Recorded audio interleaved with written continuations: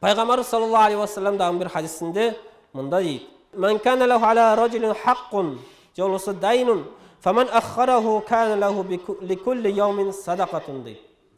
Бұл мааниси пайгамбарыбыз эмне дейт? Эгерде дейт, сен бир инсанга дейт, карыз берген болсоң дейт, үйүңдү ижарага бердиң, жолосу жон карыз бердиң, жолосу машинеңди бердиң. Ошентип сен карыз берсең дейт, ошол карызыңды мөөнөтүн узартып койсоң, сизге келип карыз алды, айтты сизге, бул жума берип туруңуз, эмки жумада сөз колуңузга беремин деди. Бирок эмки жума карасаңыз бере албай жатат. Ал жак карап, бул жак карап жүрүп атат.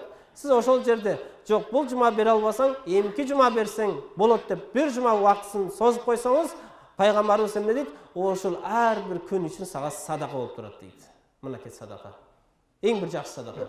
Биз эмне кылып атабыз? Карыз алган кишини ушунчалык көңүл калтырып, ижара берген үйүсүн чыгарып салып, башка кылып, анын акчасын алып туруп, келип туруп мечитке садака деп коюп атабыз. Жок. Мечитке садака бергенче, ошол карыз алган кишинин карызын жөн кой, ал муктаж болуп атабы, анын карызын айтып кой. Жок таксырым, азырынча мага кереги жок, бир ай сага убакыт берейин, дагы мөөнөтүн узарттым дейт. Бир ай бою сизге садака болот. Пайгамбарыбыз садаканы эмне дейт? Ас-садакату тардул балая дейт. Бул садака силерди баледен сактайт дейт. Көрдүңүзбү? Ар бир күнүңүз үчүн садака болуп атат. Күнүгө садака берүү сиздин унутуп коесуз. Пайгамбарыбыз айтат: "Жакшы түш көрсөң да, жаман түш көрсөң да садака берип тур" дейт.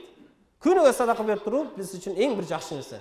Бирок күнүгө садаканы ким берип атат? Жума күнү келгенде гана садака берип коебуз. Бир айда бир жолу садака беребиз. Күнүгө садака берем десеңиз, бүгүндөн баштап карыз алган кишини эмне кылыңыз? Мөөнөтүн узартыңыз, күнүгө садака болуп турат.